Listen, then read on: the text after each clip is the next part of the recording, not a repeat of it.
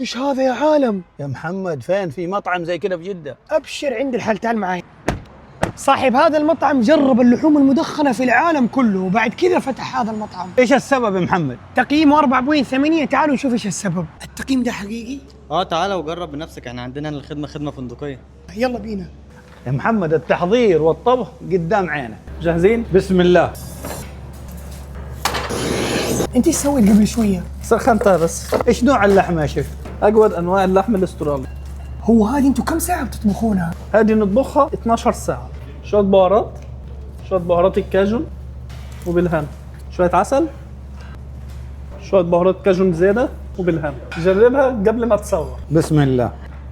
طرية، حتى ريحة الحطب فيها موجود. هو انتوا بتسووها على الحطب ولا ايش؟ اجود انواع حطب التفاح. هذه لحمة شورت ريبس، بهارات كاجون، ونقدم لك دي وبالهنا. ده الجرنش بتاعها. الان نزلت الطلبات. والآن حندوق كل طبق ونقول لكم سعر كل طبق.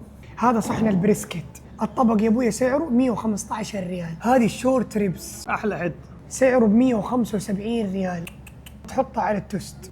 لا تفوزك، ذوق وقلنا يستاهل ريال ولا لا. يستاهل كل ريال دفعته. عشاق المكرونه، لا هذه نجرسكو بريسكت. مع ان اي شيء عندهم هنا بينطبخ باللحم.